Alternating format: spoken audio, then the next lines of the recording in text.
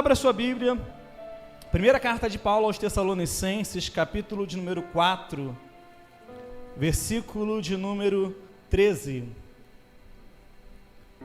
E à medida que você for achando, vai se colocando de pé, para nós fazermos essa leitura junto, em reverência à palavra do Senhor.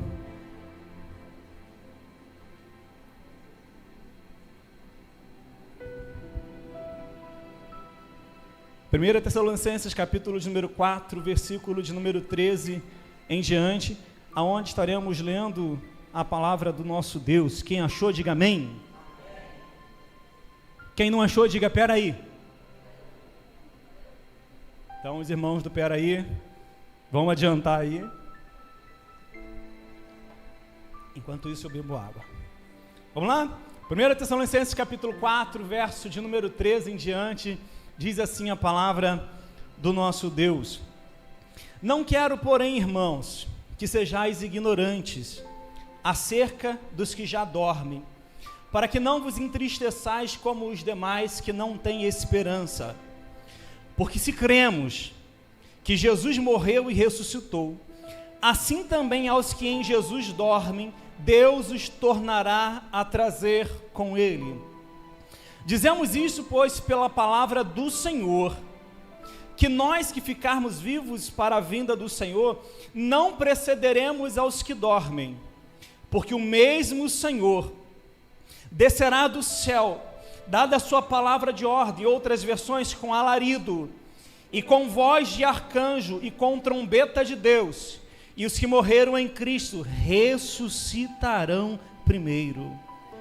Depois nós, os que ficarmos vivos, seremos arrebatados juntamente com eles nas nuvens, a encontrar o Senhor nos ares, e assim estaremos para sempre com o Senhor. Amém? Eu sei que já foi orado, mas eu quero te pedir que você curve sua cabeça novamente. Eu quero fazer uma oração bem específica sobre essa palavra. Querido Deus e Pai, eu quero te louvar aqui nesta hora, Senhor Deus, pela vida de cada um irmão meu, Senhor Deus, que nesse momento está aqui, Senhor Deus, para juntamente conosco, Senhor Deus, aprendermos algo acerca da Tua palavra. Quero te pedir que o Teu Espírito Santo, Senhor Deus, venha tocar de uma maneira muito especial. Senhor Deus, assim como colocaste essa palavra no meu coração, Senhor Deus, coloque ela, Senhor Deus, no coração de cada um irmão meu, aqui nesta hora, em um nome de Jesus, e que nós venhamos sair daqui dessa noite convictos, Senhor Deus, de tudo aquilo que o Senhor falou conosco, e ministrados pelo Teu poder da Tua palavra e pelo Teu Espírito Santo, possamos sair daqui com a nossa esperança viva em Ti, de que muito em breve Jesus Cristo vai voltar. Deus, assim eu oro a Ti nessa hora, em um nome de Jesus, amém e amém. Podei vos assentar? Bendito é o nosso Deus Todo-Poderoso. Queridos, eu quero, com a graça de Deus, falar nessa noite sobre uma temática muito importante da vida cristã, que é uma das doutrinas bíblicas que muitas das vezes são mais negligenciadas no ambiente cristão. E é por isso que, conversando com Caio e alguns irmãos aqui da igreja, nós decidimos estar abordando essa temática hoje, porque entendemos mais do que nunca que Jesus Cristo está voltando. E esse texto de 1 Tessalonicenses capítulo 4, do versículo 13 ao 17, ele nos informa sobre a volta de Jesus Cristo, de uma maneira em que Paulo vai escrever a esta igreja com um propósito muito especial.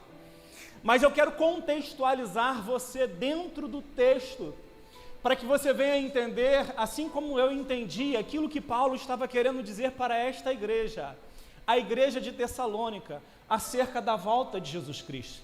Então eu quero te pedir aí pelo menos uns 20 minutos emprestados da sua atenção, para que nós possamos discorrermos um pouco sobre essa igreja e entendermos depois, através do texto, aquilo que Deus deseja falar com cada um de nós. E aí depois a gente pode se alegrar, exultar e receber tudo aquilo que Deus tem para conosco nessa noite. A Bíblia vai falar, registrado lá no livro de Lucas, que é escrito por Lucas no livro de Atos, que Paulo ele estava em Troade. E ele desejava ir para a Ásia, só que, no entanto, não era aquele o momento. E a Bíblia diz que ele teve uma visão, onde um varão macedônio, ele dizia para ele: Paulo, passa a Macedônia e ajuda-nos. E aí diz a palavra do Senhor que Paulo entendeu que Deus estava o direcionando para a Macedônia. Então ele sai de Troade e vai para a região de Filipos, que era uma importante cidade da Macedônia, e ali ele começa a pregar o Evangelho. E quando ele chega em Filipos, ele vai buscar um local de oração, e ali ele encontra uma mulher por nome de Lídia, uma vendedora de púrpura que temia o Senhor e estava ali naquele momento cuidando dos seus negócios, e Paulo prega para ela, ela se converte e convida eles para poder estar habitando na casa dela durante o período em que eles estavam em Filipos. E ali a Bíblia diz que Paulo, então, ele todos os dias saía para as praças, saía pelas ruas, para anunciar o Evangelho do nosso Senhor Jesus Cristo a quem encontrasse. E acontece, é que nisso que ele está fazendo a sua obra missionária, ali juntamente com Silas, a Bíblia registra que uma jovem que possuía um espírito de adivinhação, começa a ir atrás de Paulo e Silas, e ele começa a anunciar para todos, dizendo: olha, esses homens, que são homens de Deus, eles vos anunciam o caminho da salvação. Embora ela estivesse falando uma verdade, Paulo bem entendia que aquele entendimento que ela estava tendo acerca de quem era ele, de quem era Silas, era provindo de uma operação maligna que atuava na vida daquela jovem, que era escrava, e com isso dava muito dinheiro para os seus senhores. Paulo então olha para trás e vendo aquela mulher, repreende o espírito maligno, e ela naquele momento perde ali a sua capacidade de adivinhação. A Bíblia diz então que os senhores daquela jovem, então irados contra Paulo e Silas, levam-os perante os magistrados, que os manda açoitá-lo e os manda prendê-los, de modo que eles vão ser açoitados e presos sem que haja um julgamento. Só que a Bíblia diz que Paulo, quando estava na cadeia, à meia-noite ele cantava e orava ao Senhor. Quando de repente a Bíblia diz que houve um terremoto, as luzes da cadeia se apagaram, as portas se abriram. E quando o carcereiro então chega e vê todas aquelas portas abertas, ele pega a espada para se matar, porque ele bem sabia que por deixar os presos fugirem, ele seria morto. Paulo então brada de dentro da cadeia e diz: olha só, não te faças nenhum mal, porque todos nós estamos aqui. Então aquele carcereiro se prostra diante de Paulo e faz uma pergunta que é necessidade de todos nós questionarmos um dia: varões, que farei eu para sermos salvos? Paulo então fala para eles: crer no Senhor Jesus Cristo e será salvo tu e a tua casa. O carcereiro então cuida das feridas de Paulo, e na manhã seguinte, os magistrados de Filipos mandam soltá-lo. Só que Paulo então, ele, vendo que agora ele estava livre, ele diz: não é assim que se faz, porque não é lícito açoitar um cidadão romano sem que antes tenha um julgamento justo. Mande eles mesmos vir aqui e nos libertarem. Os magistrados vão até a cadeia, liberam Paulo, Paulo sai ali da cadeia, vai para a casa de Lídia, ali conforta os irmãos, e vendo que naquele momento o tempo dele naquela cidade já havia cessado, ele sai de Filipos e vai para Tessalônica. Quando ele chega na cidade de Tessalônica, a Bíblia diz que ele começa a pregar o Evangelho do nosso Senhor Jesus Cristo de uma maneira muito especial. Tessalônica era uma cidade muito importante da Macedônia, chegou a ser capital da Macedônia no ano 168 a.C., e ela ficava numa região muito nobre da cidade, ficava numa estrada, numa rodovia chamada Rodovia Ignátia, que ligava Roma ao Oriente. Nessa rodovia, que era uma das principais rodovias romanas do Império Antigo, era possível ver o Monte Olimpo, onde estava o panteão dos deuses gregos. Ali Paulo começa a falar do Evangelho de nosso Senhor Jesus Cristo numa cidade metropolitana que tinha cerca de 200 mil habitantes naquela época. E o que eu acho interessante, que quando Paulo vai para Tessalônica, diferente de Filipos, que não havia um local específico onde ele está, onde ele procurou um local de oração, em Tessalônica ele encontra uma sinagoga. E a Bíblia diz que por 3 sábados ele vai para aquela sinagoga, se reúne com aqueles judeus e ali prega o Evangelho do nosso Senhor Jesus Cristo. Quando lhe dão a oportunidade, ele pega o texto, ele abre o texto, ele lê o texto, ele aplica o texto e entrega uma mensagem simples para os seus irmãos, dizendo o seguinte: esse Jesus de Nazaré, a qual foi crucificado. Ele é o Messias, o Filho do Deus vivo, enviado para resgatar Israel. A Bíblia diz que muitas pessoas aderem ali a essa nova fé que Paulo pregava, alguns judeus helenistas, algumas mulheres distintas da sociedade, e a Bíblia vai dizer que naquele momento, os judeus daquela sinagoga, movidos por inveja, eles assalariam alguns homens vadios da cidade para promover uma grande confusão. E eles vão atrás de Paulo para poder prendê-lo novamente, para açoitá-lo.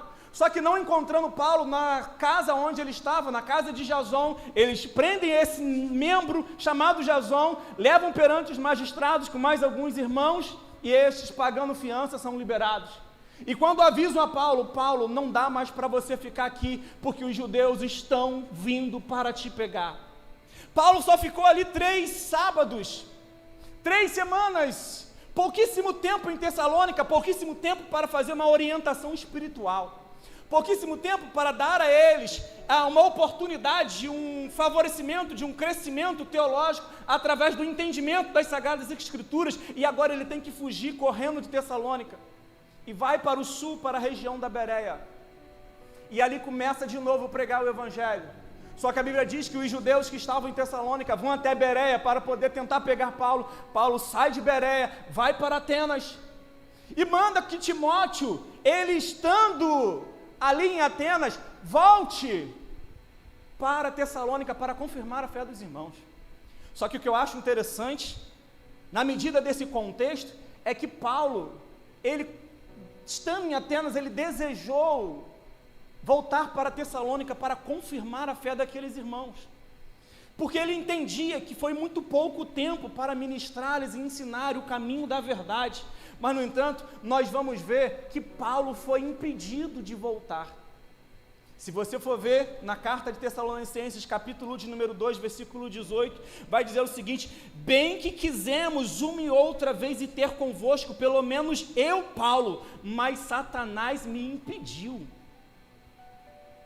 Olha só o que Paulo está dizendo aos Tessalonicenses: olha, quando eu estava em Atenas e eu quis voltar para poder confirmar com vocês, para poder continuar o trabalho que eu iniciei no meio de vocês, Satanás me impediu de voltar. A oposição que Paulo, ele agora enfrenta para poder tentar abordar a igreja de Tessalônica, devido à sua importância, era muito grande. O diabo estava trabalhando para fechar as portas para a evangelização daquela cidade, porque o diabo tinha o domínio daquela região, e por isso ele se opôs a Paulo voltar.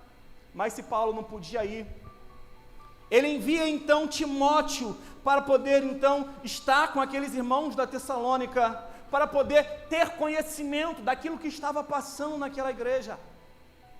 Timóteo, ele pôde ir, mas isso em vista de uma necessidade que Paulo sentia, da urgência de dar àqueles irmãos conhecer um pouco mais daquilo que é a verdade do Evangelho. Só que aí nós vamos ver por que Paulo estava preocupado com os irmãos de Tessalônica. Abra aí a sua Bíblia e acompanha aí, já que você está com a Bíblia aberta, em 1 Tessalonicenses capítulo 3, versículo de número 5. Paulo, ele vai dizer o seguinte: portanto, irmãos, não podendo eu também esperar mais notícia vossa, mandei-o saber da vossa fé, temendo que o tentador vos tentasse, o nosso trabalho viesse a ser inútil. O temor que Paulo tinha de ter deixado uma igreja tão nova, desprovida de alguém que pudesse lhe dar um acompanhamento espiritual, é de que Satanás, assim como ele pelejou para impedir ele de voltar a Tessalônica, trabalhasse também no coração daqueles irmãos para impedi-lo de frutificarem, crescerem na fé. Paulo está falando: eu receava que o tentador vos tentasse e acabasse com todo o trabalho que eu empreendi no meio de vocês, fazendo com que tudo aquilo que nós passamos no meio de vocês para lhes anunciar o Evangelho se tornasse inútil. O medo de Paulo é que os irmãos de Tessalônica, eles viessem a esquecer-se da fé agora abraçada e voltar para as práticas anteriormente, antes deles terem o conhecimento do nosso Senhor Jesus Cristo. Só que o que eu acho interessante é que no que ele manda Timóteo voltar para saber da fé dos irmãos, Timóteo volta com a missão de orientar, aconselhar e edificar aquela igreja. E agora Timóteo vai trazer um relatório para Paulo quando este se encontra com ele em Corinto. E vai dizer algo muito interessante. Vai dizer para Paulo: olha, os irmãos de Tessalônica, pode ficar tranquilo, porque eles estão muito, muito bem. Os irmãos de Tessalônica estão muito, muito bem. E o que eu acho interessante disso, Romário, sabe por quê? Que Lucas, quando ele escreve o livro de Atos, ele vai falar que quando eles estavam na Bereia, eles falavam o seguinte: olha, os irmãos de Bereia são mais nobres do que os irmãos de Tessalônica, porque estes, quando ouviam Paulo pregando, eles pegavam, iam para casa e iam para a Bíblia, para o Antigo Testamento, para poder confirmar se tudo aquilo que Paulo falava era realmente aquilo. Os irmãos de Bereia, eles eram intelectualmente muito superiores aos irmãos de Tessalônica. Só que agora, quando Timóteo traz o relatório para Paulo, dizendo: olha só, os irmãos de Tessalônica vão muito bem. Muito, muito bem. Sabe por quê? A transformação sofrida por aqueles irmãos através da pregação do Evangelho foi tão profunda e impactante, que mesmo com pouca orientação espiritual, mesmo com pouco conhecimento teológico, mesmo debaixo de oposição e perseguição à sua fé, eles não deixaram de seguir a Jesus. Pelo contrário, aqui vai dizer que aqueles irmãos se tornaram referências espirituais, não só para Macedônia, mas para toda a Caia. Para toda a Caia, os irmãos de Tessalônica se tornaram uma igreja modelo, confirmando algo que eu já disse aqui, que eu considero muito importante para a minha e a sua vida. O Evangelho não tem tanto a ver com aquilo que você sabe, o Evangelho tem muito mais a ver com aquilo que você vive. Evangelho não é o quanto você sabe, Evangelho é o quanto você vive. Porque tem muito teórico da fé que entende tudo de soteriologia, de escatologia, amartiologia, pneumatologia, entende tudo quanto é gia de estudo bíblico, mas no entanto não tem vida. E aqueles irmãos de Tessalônica, eles não tinham teologia, mas eles tinham a vida transformada pelo poder do Evangelho, porque o Evangelho chegou até aquela cidade, alcançou aqueles irmãos e mudou completamente a vida deles. E aí nós vamos ver aqui no capítulo 1, versículo 3, da carta de Paulo aos Tessalonicenses, que Paulo ele fala da recordação que ele tinha dos irmãos, dizendo o seguinte: ó, lembro-me sem cessar da obra da vossa fé, do trabalho do vosso amor ou caridade e da paciência da esperança ou perseverança da esperança em nosso Senhor Jesus Cristo diante de Deus Pai. O que eu acho interessante, sabe, Caio, que hoje Caio estava nos ministrando na consagração pela manhã, e ele ressaltou 3 características da igreja de Colossos, que eu posso encontrá-las aqui na igreja de Tessalônica, que Paulo fala para a igreja de Corinto, que são as 3 virtudes que nós, como servos de Deus, devemos cultivar no nosso relacionamento com Ele: fé, amor e esperança. Fé, amor e esperança. Fé, amor e esperança. Paulo ele fala dos irmãos de Tessalonicenses que a fé deles não era uma fé puramente intelectual, mas era uma fé operosa, que se manifestava através de obras. Fala que o amor dele não era um amor simplesmente romantizado através de palavras, mas um amor demonstrado através de ações concretas. Fala que a esperança deles não era uma esperança baseada no entendimento, ou no reconhecimento, ou num discernimento puramente humano, mas que a esperança deles estava baseada no nosso Senhor Jesus Cristo, diante de Deus Pai. Sabe o que eu acho muito interessante disso tudo aqui? É que os Tessalonicenses, eles tiveram uma experiência de conversão tão grande, que Paulo ele ressalta nessa carta, demonstrando que eles se tornaram imitadores dele. No versículo de número 6 do capítulo 1, ele vai falar o seguinte, olha só, e foste feito nossos imitadores e do Senhor. Sabe o que significa isso? Que os irmãos de Tessalônica, embora eles não tivessem grande conhecimento teológico, eles tiveram uma grande referência espiritual, o apóstolo Paulo, e eles se tornaram imitadores de Paulo, e no que eles se tornaram imitadores de Paulo, e tornaram-se imitadores de Cristo. Porque Paulo foi aquele que pôde dizer acerca de si mesmo, sede meus imitadores, assim como eu sou de Cristo. Quando você se torna um imitador de Cristo, você se torna alguém que é possível de ser imitado. É possível de ser imitado. E aí é uma pergunta que eu fiz aqui há um tempo atrás e eu vou repeti-la.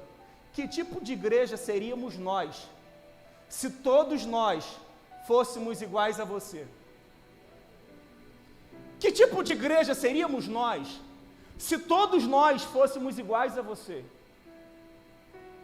Que adorássemos com a mesma intensidade que você adora, que fôssemos fiéis nos dízimos e as ofertas da mesma maneira como você é, que fôssemos crentes de verdade da maneira como você é, frequentássemos os cultos como você frequenta, chegássemos nos cultos, no tempo, na hora certa, assiduamente, como você chega. Que tipo de igreja seríamos nós, se todos nós formos parecidos com você?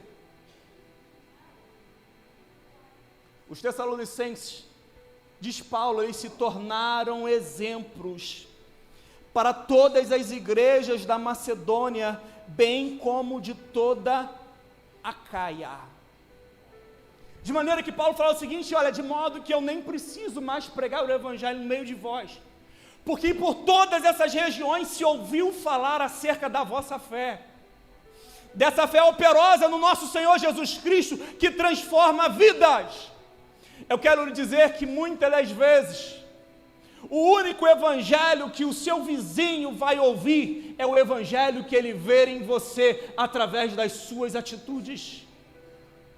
Os Tessalonicenses se tornaram uma igreja modelo, e por causa disso Paulo ressalta isso na vida deles, dizendo o seguinte, irmãos, eu dou graças a Deus, no versículo de número 9, no capítulo 1, porque ele diz assim, porque mesmo se anuncio a entrada de vós que estivemos convosco, e como dos ídolos se convertestes a Deus, para servir o Deus vivo e verdadeiro, e esperar dos céus o seu Filho, a quem ele ressuscitou dos mortos, a saber Jesus Cristo, que nos livra da ira futura.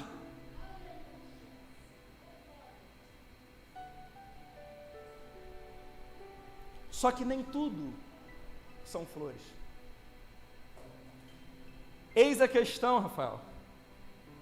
Aquela igreja, modelo operosa, crente e amorosa, que conciliava virtude e credo, também tinha os seus problemas. E aí eu gostaria que você acompanhasse o texto na primeira carta de Paulo aos Tessalonicenses, porque dentre o relatório positivo que Timóteo trouxe para Paulo em Corinto, algumas coisas precisaram ser pontuadas para que pelo apóstolo pudessem ser corrigidas. Aqueles irmãos, embora fosse uma igreja modelo, uma igreja exemplo, uma igreja operosa, tinha algumas deficiências que precisavam ser tratadas. Como, por exemplo, alguns irmãos estavam sendo seduzidos pelas práticas abandonadas de promiscuidade e imoralidade sexual. Eles estavam novamente sendo seduzidos a voltar a essas práticas, as quais eles haviam abandonado. Então Paulo vai corrigi-los no capítulo 4, a partir do versículo 1, quando ele diz assim, irmãos, finalmente vos rogamos e exortamos no Senhor Jesus, que assim como recebestes de nós, de que maneira convém andar para agradar a Deus, assim andai para que continueis a progredir cada vez mais, porque vós bem sabeis que mandamento vos temos dado pelo Senhor Jesus, porque é a vontade de Deus, a vossa santificação, e que vos abstenhais da prostituição, e que cada um de vós saiba possuir o seu vaso em santificação e honra. Mesmo uma igreja modelo, ela tem problemas por parte de alguns irmãos. E Paulo então vai corrigir essa igreja, demonstrando que Deus nos chamou não para vivermos uma vida de pecado, mas para vivermos uma vida de santidade. Deus nos chamou para justamente nos libertarmos dos nossos vícios de comportamento, das nossas atitudes promíscuas, para vivermos uma vida santa. É o que Paulo vai dizer, porque essa é a vontade de Deus, a vossa santificação. A Bíblia diz em seguir a paz com todos e a santificação, porque sem a qual ninguém verá o Senhor. Não espere você viver uma vida promíscua, torta, ao seu bel prazer, satisfazendo e atendendo todas as demandas da sua carne e acreditando que com isso você vai entrar no céu, porque isso não vai acontecer. Não vai acontecer. Jesus Cristo falou assim: porfiai por entrar pela porta estreita, porque larga é a porta, é espaçoso o caminho que conduz à perdição, e são muitos os que entram por ele. Porfiai por entrar pela porta estreita, ou seja, esforçai, empenhai esforço, domine o seu corpo, domine as suas atitudes, domine as suas ações, domine os seus desejos, por uma causa maior que é o céu. Porque por causa de nós muitas vezes não sermos capazes de ter autodomínio, controlarmos os nossos desejos, as nossas paixões, nós estamos abrindo precedente para nós abandonarmos a fé e vivermos e ficarmos aqui quando Jesus voltar. Não somente isso, Paulo ele vai falar também a partir do versículo de número 6 do capítulo 4, sobre também o adultério, aonde ele vai dizer o seguinte: ninguém oprime ou engana o seu irmão em negócio algum, porque o Senhor é vingador de todas essas coisas, como também antes vos dissemos e testificamos, porque Deus não nos chamou para a imundícia, mas para a santificação. Timóteo, ele falou para Paulo, alguns irmãos em Tessalônica, que mesmo casados estão vivendo na prática do adultério. E sabe qual é o problema, Paulo? Eles nem saem da igreja e nem se consertam. Eles ficam aqui no meio, achando que estar envolvido no ambiente religioso, isso lhes condicionará alguma oportunidade de talvez uma tolerância com o seu pecado. E Paulo vai dizer que não. Seja fiel ao seu cônjuge. Seja fiel à sua esposa, ao seu esposo. Seja fiel, porque a Bíblia diz que Deus, Ele é vingador de todos aqueles que praticam essas coisas. Terceiro problema que Timóteo ele conta aquela igreja é que alguns irmãos daquela igreja, eles entenderam a mensagem do arrebatamento de uma maneira tão intensa e tão próxima, que eles começaram a pedir demissão dos seus trabalhos, vender os seus negócios e esperar a volta de Jesus Cristo sem fazer nada. Eles começaram a dizer: já que Jesus Cristo está voltando, para que eu vou investir para o futuro? Para que eu vou trabalhar? Para que eu vou estudar? Para que eu vou empreender? Para que eu vou fazer alguma coisa se Jesus Cristo está voltando? Eles começaram então a abandonar os seus empregos. Só que Jesus Cristo não voltou. E agora eles começaram a se tornar um peso para a igreja.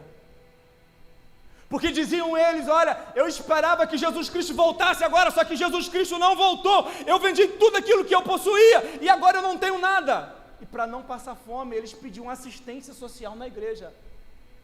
Paulo então vai orientar no versículo 11 do capítulo 4, aonde ele vai dizer o seguinte: procurai viver quietos tratar dos vossos próprios negócios, trabalhar com as próprias mãos, como já vô-lo temos mandado, para que andeis honestamente diante daqueles que estão de fora e não necessiteis de coisa alguma.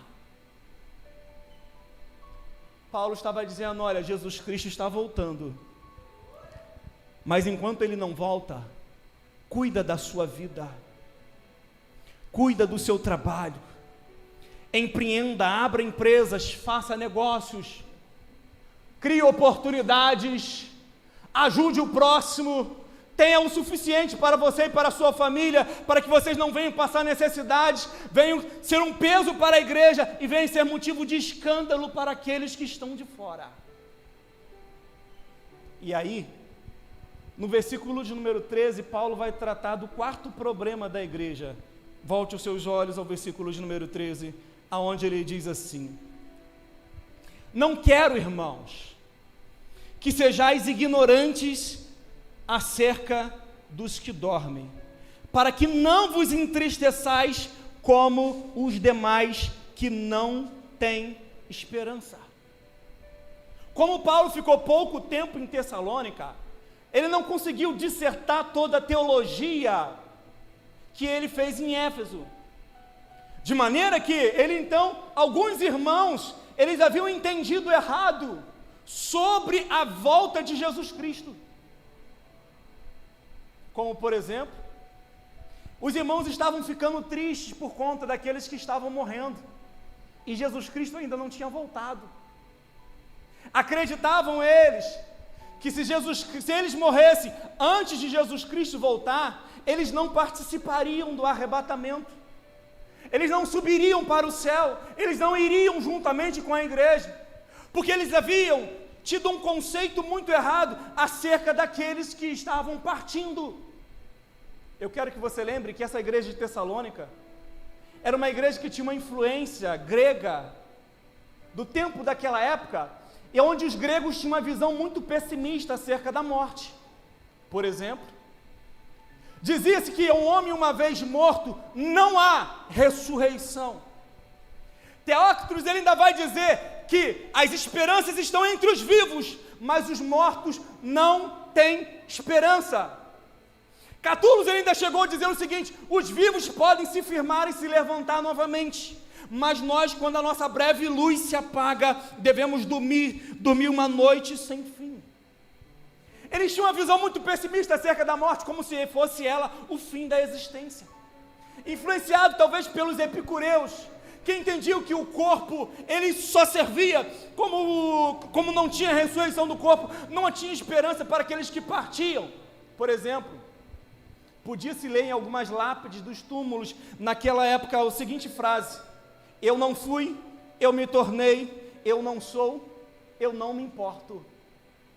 Para eles, os gentios, da onde Tessalônica estava inserida, a visão da morte era o fim de tudo, como se tudo acabasse quando esse corpo morresse e viesse a falecer, porque eles não tinham esperança. Por isso Paulo está tratando essa igreja dizendo o seguinte: olha, eu não quero, meus irmãos, que vocês venham entristecer acerca dos que dormem, como aqueles que não têm esperança. Porque aqueles que não têm o conhecimento do nosso Senhor Jesus Cristo, acreditam que com o findar da vida aqui na terra, finda-se também toda a existência. Mas para nós que temos o conhecimento pela revelação da palavra, sabemos que a morte não é o fim da existência, mas a morte é o início da eternidade, com Deus ou sem Deus. E para nós que somos salvos, é o início da nossa eternidade com Deus, aonde Paulo diz que é incomparavelmente melhor. Paulo ele vai dizer o seguinte: para mim, o viver é ganho e o morrer é lucro. Porque de uma outra forma eu estou indeciso, porque se eu fico aqui na terra, dizia Paulo, eu tenho fruto do meu trabalho, mas se eu parto daqui, eu vou estar com Jesus Cristo. E a ansiedade de Paulo de estar com Jesus Cristo, diz assim, é incomparavelmente melhor. Os cristãos de Tessalônica, eles não tinham esse entendimento. Por isso eu quero que você acompanhe comigo o texto, no versículo 14, onde ele vai dizer o seguinte, olha, porque se cremos que Jesus Cristo morreu e ressuscitou, assim também aos que com Jesus dormem, Deus os tornará a trazer com Ele. Deus os tornará a trazer com Ele. Sabe, eu vou encontrar a minha vozinha crente lá no céu. Ela foi no Senhor. E um dia eu vou vê-la lá no céu. A morte para o crente não é o fim da existência. De maneira que aqueles que partiram no Senhor, nós temos a convicção de que um dia vamos encontrar com eles. Paulo disse o seguinte, olha, porque se cremos que Jesus Cristo morreu e ressuscitou, assim também aos que com Jesus, aqueles que morreram com Jesus, dormem, Deus os tornará a trazer. Eu não sei se você já foi no enterro de um crente salvo de Jesus Cristo pentecostal. Ali pode até ter choro, mas é uma cantaria danada. Canta daqui, canta dali, ora, a gente fala em língua, a gente rejubila, a gente se alegra, sente-se em saudade porque um ente querido ali partiu, mas no entanto a gente tem uma certeza que o mundo não pode tirar. Eu não vou vê-lo mais aqui, mas um dia eu vou vê-lo lá no céu de glória.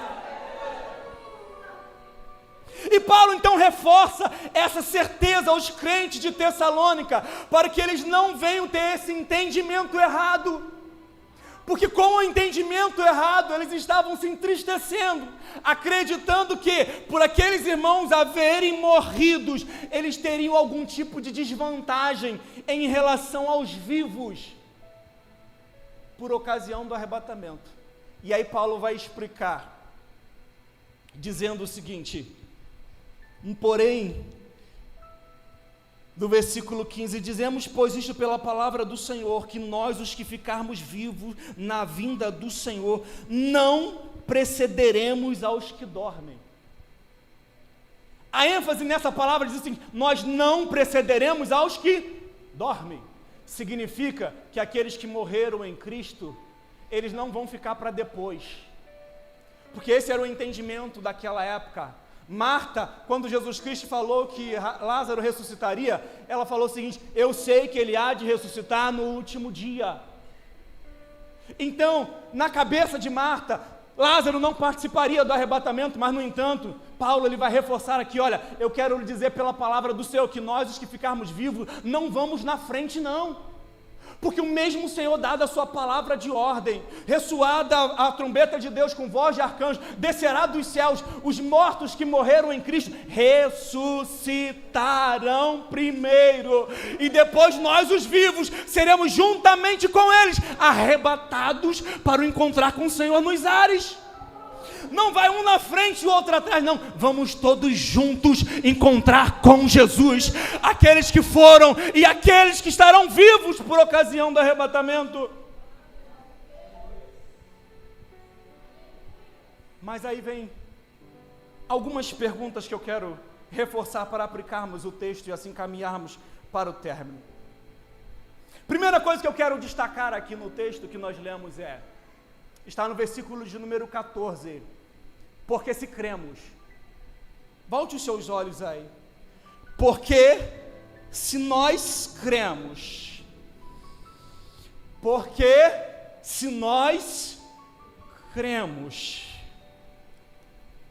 existem muitos hoje em dia que não acreditam mais que Jesus Cristo vai voltar, ou pelo menos não vivem como se Ele fosse voltar. E aí eu quero lhe dizer uma verdade muito importante. Quando Jesus Cristo voltar, Ele vai encontrar pelo menos aqui 4 grupos de pessoas. O primeiro grupo é aquele que não sabe que Ele vai voltar, nunca ouviu falar que Ele vai voltar, e por isso não estará pronto e com isso não subirá com Ele. O segundo grupo é aquele que sabe que ele vai voltar. Já ouviu por diversas vezes falar da sua vinda, mas não acredita mais que ele volte. Com isso, não estará pronto para poder subir com ele. O terceiro grupo sabe que ele vai voltar, crê que ele vai voltar, mas não vive uma vida de santidade, de separação para com Deus e uma vida de uma conduta ilibada, santa para com o Senhor. Esse mesmo grupo, embora saiba, embora creia, porque não vive esperando e amando a vinda do Senhor, também não subirá com ele. Mas tem um quarto grupo, e eu espero que eu e você façamos parte dele, que é o grupo que sabe que Jesus Cristo vai voltar, acredita que ele voltará, e espera ansiosamente a sua vinda, porque quando ele bradar a sua voz e a trombeta soar, esse quarto grupo, que eu faço parte dele, vai ouvir o som da trombeta tocar, e vai subir com ele. Versículo de número 15, diz assim Paulo: digo isso pela palavra do Senhor. Olha só que coisa interessante aqui, ele está dizendo, eu digo isso pela palavra do Senhor. Paulo enfatizou que a autoridade e o mandamento com o qual ele fala isso não veio originado da sua cabeça, das suas convicções pessoais, através do entendimento filosófico dos gregos. Não, ele está dizendo, eu digo isso pela palavra do Senhor. Não é pela minha palavra que Jesus Cristo vai voltar, mas é pela palavra do Senhor. A mesma palavra na Bíblia Sagrada que registra que ele viria e nasceria em Belém de Judá, e ele nasceu. Que disse que ele morreria em nosso lugar, e ele morreu. Que disse que ao terceiro dia ele ressuscitaria, e ele ressuscitou. Que disse que ele voltaria aos céus, e ele voltou. Essa mesma palavra diz que um dia ele vai voltar. Por isso Paulo está dizendo, eu digo isso pela palavra do Senhor. Volte os seus olhos ao versículo de número 16, a primeira parte, aonde ele diz assim, porque o mesmo Senhor,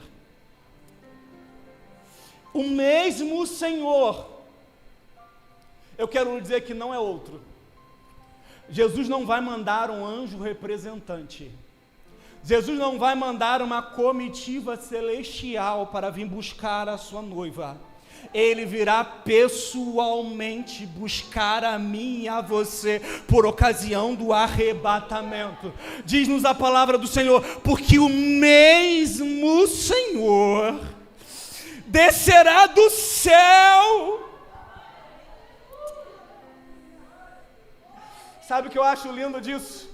Sabe porque quando Jesus Cristo foi assunto aos céus, após morrer, ressuscitar, ficar ali com os seus discípulos durante um período de 40 dias, ensinar-lhes e abrir-lhes o entendimento acerca de todo o Antigo Testamento, quando estava reunido com eles, com mais ou menos uns 500 irmãos, a Bíblia diz o seguinte, olha, mas recebereis o poder ao descer sobre vós, o Espírito Santo, ser-me-eis testemunha em Jerusalém, Judéia e Samaria, até os confins da terra. E tendo dito isso, a Bíblia diz que ele começou a ser elevado aos céus. E os irmãos ficaram tudo olhando para cima enquanto Jesus Cristo subia. Os irmãos olhando para cima e Jesus Cristo subindo. Os irmãos olhando para cima e Jesus Cristo subindo e se afastando deles. De repente Jesus Cristo entra num plano mais elevado da atmosfera. As nuvens o encobrem e os irmãos não conseguem mais vê-lo. Mas a Bíblia diz que naquele momento 2 anjos apareceram, se colocaram próximo a eles e disseram, varões galileus, porque vocês estão olhando para o céu? Porque esse mesmo Jesus que dentre vós foi recebido nos céus em cima, há de voltar, como para o céu o vistes subir. Não é outro, Ebenezer, é o mesmo Jesus. Não mais num corpo comum, surrado, machucado, cravado com os cravos que o prenderam na cruz, com os chicotes de Azorrague que o açoitaram, com os furos na sua testa das coroas de espinhos. Mas o Jesus Cristo que João viu na ilha de Patmos, aquele que tem pés reluzentes como um latão polido, aquele que tem um cinturão de couro, uma couraça, aquele que tem a boca que sai uma aguda espada, que os seus cabelos são brancos como a neve, que os seus olhos são como chamas de fogo. Eu aguardo um Jesus Cristo, não um Jesus Cristo morto, crucificado, mas eu aguardo um Jesus Cristo ressuscitado, glorificado.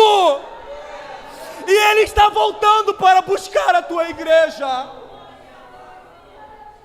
O versículo de número 16 ainda diz assim: o mesmo Senhor, dada a sua palavra de ordem. Aleluia! O mesmo Senhor, dada a sua palavra de ordem, com trombeta de Deus e voz de arcanjo. Sabe o que eu acho legal? Essa palavra de ordem é um comando de Jesus Cristo para ressuscitar a sua igreja. E sabe o que eu acho legal disso tudo? É que quando Jesus Cristo manda, morto tem que levantar. Jesus Cristo chegou na casa de Jairo, onde a sua filha estava morta, e ele disse: fica tranquilo, ela só dorme porque eu vou ressuscitá-la. E disse: menina, levanta-te. E a menina ressuscitou. Quando ele chegou em Naim, e o filho daquela viúva estava indo para ser enterrado, ele parou o cortejo fúnebre, tocou no esquife e disse: jovem, levanta-te. E o morto ressuscitou. Só que a Bíblia diz que quando ele chegou diante do túmulo onde Lázaro estava, num cemitério,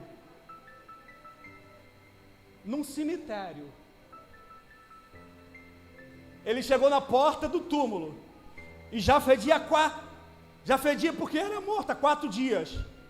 Ele usou a seguinte expressão, que talvez você nunca tenha reparado para pensar nisso. Ele disse: Lázaro, vem para fora. Sabe por que eu penso que Jesus Cristo disse Lázaro?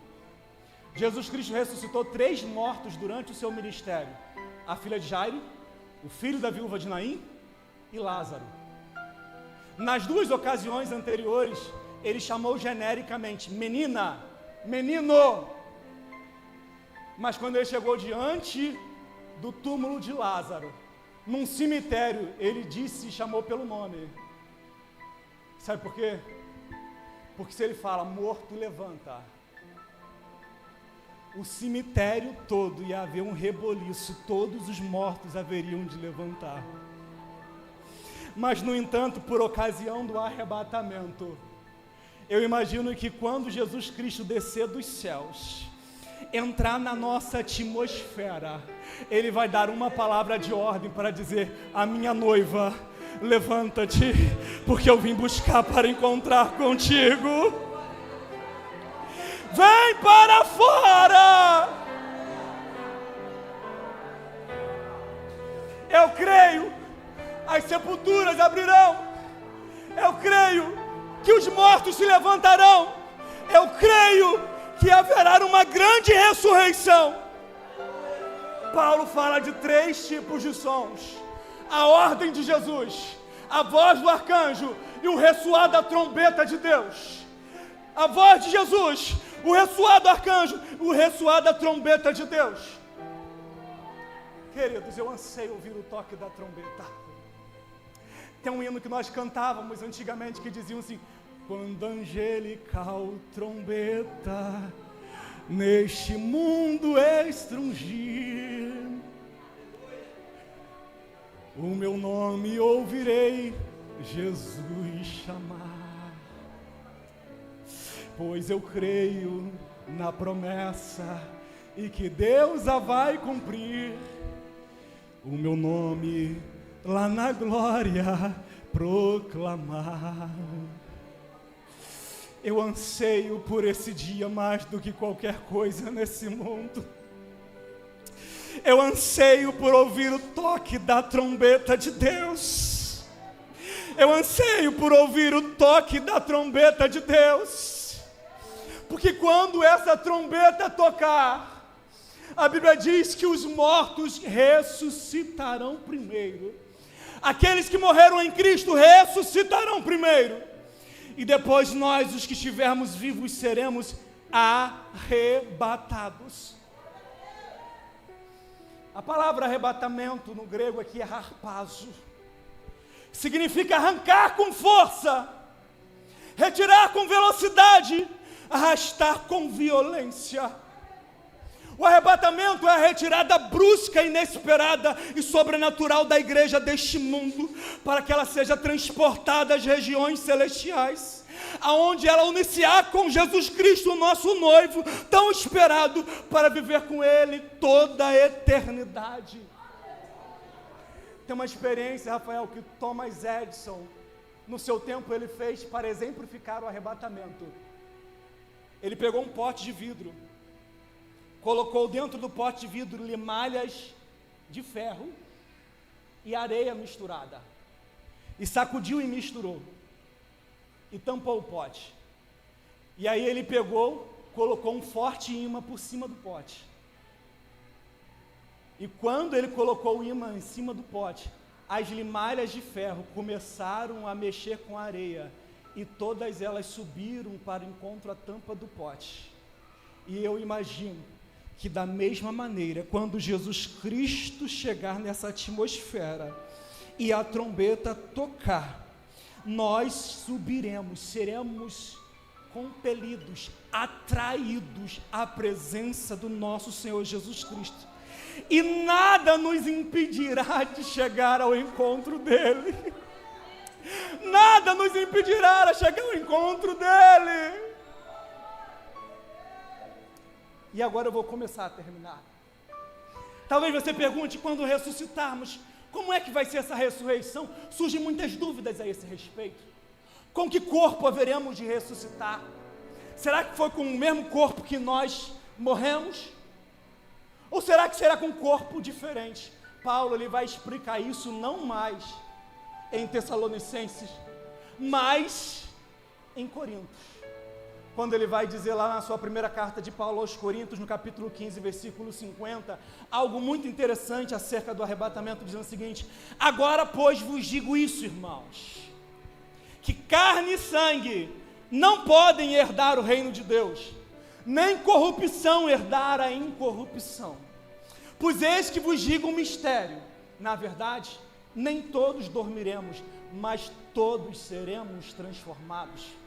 No momento, no abrir e fechar de olhos, ante a última trombeta, porque a trombeta soará e os mortos ressuscitarão incorruptíveis, e nós seremos transformados, porque convém que isso que é corruptível se revista da incorruptibilidade, e aquilo que é mortal se revista da imortalidade. E quando é isso que é incorruptível, se revestir de incorruptibilidade, e o corpo que é mortal se revestir de imortalidade, cumprir-se-á a palavra que diz: tragada foi a morte pela vitória. Eu anseio essa transformação, porque o meu e o seu destino é ter um corpo igual ao de Jesus. O meu e o seu destino é ter um corpo igual ao de Jesus. Eu estava visitando uma irmã semana passada e surgiu alguns questionamentos acerca do arrebatamento, que eu não vou entrar no mérito aqui. Se você quiser saber sobre isso, eu não tenho mais tempo. Vem quarta-feira para o estudo bíblico, que aqui você aprende. Mas questionamentos do tipo: um velho que morreu com 90 anos de idade, ele vai ressuscitar no corpo envelhecido? E uma criança que morreu recém-nascida, ela vai ressuscitar num corpo de bebê? Isso eu não vou te responder agora, vem quarta-feira. Mas o que eu quero te dizer é uma coisa: o nosso corpo será transformado para ser igual ao corpo do nosso Senhor Jesus Cristo. Romanos 8, 29 diz assim: porque o que dantes conheceu também nos predestinou para sermos conforme a imagem do seu Filho, a fim de que ele seja o primogênito dentre os muitos irmãos. Filipenses 3, 20 e 21 diz: porque a nossa cidade está nos céus, onde também esperamos o nosso Salvador, Jesus Cristo, a qual transformará o nosso corpo abatido, para ser conforme o seu corpo glorioso, segundo o seu poder eficaz, de sujeitar-se todas as coisas. Só que um texto que eu amo muito é o de 1 João 3, 1 e 2, que diz assim: amados, agora nós somos filhos de Deus, mas ainda não se manifestou o que havemos de ser. Todavia, quando Cristo se manifestar, nós seremos semelhantes a Ele, porque assim como Ele é, nós o veremos. Seu destino é ser igual a Jesus, num corpo glorificado, exaltado, aonde a morte não terá mais domínio, aonde não haverá mais dor, aonde não haverá mais choro, aonde não haverá mais nada que te cause nenhum tipo de sofrimento, porque na glória que nos espera logo ali, nós teremos um corpo semelhante ao corpo de Jesus. Eu te convido a ficar de pé nesse momento, e convido o grupo de louvor a tomar o seu assento.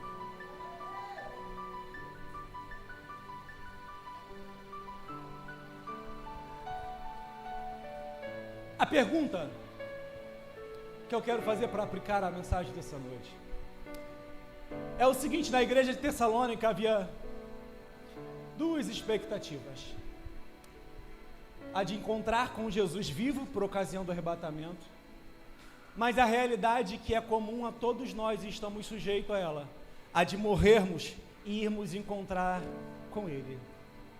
Porque se Jesus Cristo não vier a encontrar conosco, nós vamos nos encontrar com Ele. Mas eu gostaria que você respondesse para si mesmo nessas duas perguntas: você está preparado? Seja para que Jesus venha encontrar com você, ou seja, para que você venha encontrar-se com Ele. Você consegue responder isso para você? Sabe por quê? A Bíblia diz que nós devemos amar a vinda do Senhor. E tem muitas pessoas que não amam mais a vinda do Senhor, não vivem mais esperando o Senhor voltar, não vivem mais como se Ele fosse voltar. E eu quero lhe dizer que os sinais estão às portas. Se você for pegar os sinais de Mateus 24, guerras, rumores de guerras, pandemias, maremotos, terremotos, furacões. Se você ligar a televisão, não é isso que você está vendo todos os dias? Guerra da Rússia contra a Ucrânia, Israel contra o grupo Hezbollah, pandemias, o Covid-19, a varíola do macaco. Nós temos visto aí terremotos, maremotos. Marrocos sofreu uma perda gigante de vidas no terremoto do ano passado. Nós temos visto o furacão Milton, que atingiu ali a Flórida. E aí eu te pergunto, os sinais apontam que Jesus Cristo está voltando. Mas a pergunta é, você está preparado? Se hoje você fosse chamado à presença dele, como que você iria? Como que você iria? Será que você está pronto para isso? Queridos, eu quero dizer que Jesus Cristo pode voltar hoje para alguns aqui, mas Ele pode voltar amanhã para arrebatar a sua igreja, daqui 5 anos, daqui 10 anos, daqui 20, daqui 50 anos, não importa. A questão é que você a qualquer momento pode ir ao encontro dele. A qualquer momento pode ir ao encontro dele. E aí eu te pergunto, você já parou para pensar em quantos livramentos Deus te deu? Essa semana mesmo que se passou, hoje é domingo, o primeiro dia dessa semana, mas a semana passada, quantos livramentos Deus te deu? E aí eu te pergunto, se não fosse esse livramento, e você tivesse naquele momento sido chamado para encontrar com o Senhor na eternidade, para onde você iria? Céu ou inferno? Para onde você iria? Nós muitas vezes vamos vivendo a nossa vida sem nos preocuparmos com a eternidade. E eu quero lhe dizer que a eternidade pode estar logo ali. A eternidade pode estar logo ali. E talvez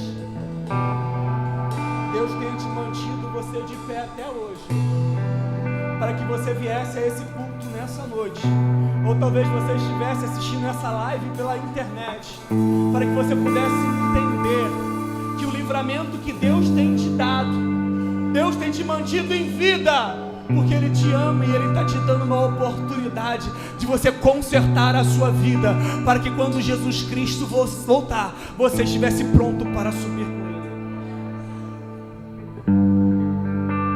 E eu quero orar por você nesse momento. E eu gostaria de saber aqui nessa noite se há alguém que não tem ainda essa convicção de que se Jesus Cristo voltar hoje, você sobe. Eu quero saber se você está aqui no nosso meio e se você gostaria de nessa noite tomar a decisão de mudar a sua vida. Porque se você não tomar essa decisão, você pode sair e talvez você nunca mais tenha essa oportunidade. Alguém aqui nessa noite gostaria de dizer para Jesus: Jesus, eu quero me encontrar contigo quando o Senhor voltar. Eu quero, Senhor Deus, carregar comigo essa certeza, essa convicção de que quando o Senhor voltar, eu vou subir contigo. Eu não vou ficar para trás. Eu não vou ficar para uma possível repescagem. Eu vou subir com o Senhor. Se você deseja, coloque a mão no seu coração nesse momento. E nós vamos estar orando por você nesta hora, em nome de Jesus. Coloque a mão no seu coração e peça para Jesus entrar na sua vida nessa hora. Peça para Jesus mudar o seu interior. Peça para o Senhor mudar o seu coração. Você precisa tomar uma atitude diante de Deus. Uma atitude diante de Deus e dizer: Senhor, eu quero, Senhor. Eu quero ser arrebatado, Senhor. Eu não quero ficar para trás. Muitos vão entrar por essa igreja com remorso e dizer: eu fiquei. Que não seja você. Que não seja você essa pessoa que um dia vai poder lamentar e chorar de tristeza e não vai ter mais essa oportunidade. Mas nessa noite, se você pedir para Jesus entrar no seu coração, eu posso te garantir, Ele vai entrar no seu coração e vai mudar a sua vida. Senhor Deus, Pai Todo-Poderoso, nesta hora nós vamos a Ti em oração juntamente com a Tua igreja, Pai querido. Após pregar a Tua palavra, Senhor Deus, entendemos, Senhor Deus, que o Senhor está voltando e o que o Senhor muito em breve estará voltando para arrebatar a sua noiva. E nós queremos subir juntamente com a sua igreja para encontrar com o Senhor nos ares. Deus, em nome de Jesus, se há alguém aqui nessa noite que ainda não tenha tomado essa decisão de servir a Ti, que ainda não tenha sido validada no seu coração a certeza da sua salvação, Deus, nessa hora vai ao encontro dessa pessoa. Pai, confirma, Senhor Deus, a decisão que ela tem tomado no seu coração de seguir a Ti. Em o nome de Jesus Cristo, Senhor Deus, abre o coração dessa pessoa, entra dentro dela, Senhor Deus, e faz nela morada. Em o nome de Jesus, perdoa os seus pecados, Senhor Deus, dá graça a ela para que ela possa se colocar de pé, para que ela possa viver uma vida, Senhor Deus, que Te agrade, para que ela possa superar as dificuldades, abandonar o pecado, Senhor Deus, de servir a Cristo da maneira como o Senhor deseja. Deus, em o nome de Jesus, confirma a Tua boa obra em nosso meio nesta hora, em o nome de Jesus. Confirma a Tua boa obra pelo Teu Espírito Santo, Senhor Deus, em nosso meio, em o nome de Jesus. Em o nome de Jesus, eu clamo a Ti nessa hora, Deus, em o nome de Jesus. Se você crer nesse momento, você vai louvar a Deus como nunca nessa hora. Em o nome de Jesus, nós vamos adorar ao Senhor. Em o nome de Jesus, você neste momento vai adorar a Deus como nunca, como se a trombeta fosse tocar agora e você dissesse: Maranata, Maranata, hora vem, Senhor Jesus. Maranata, hora vem, Senhor Jesus.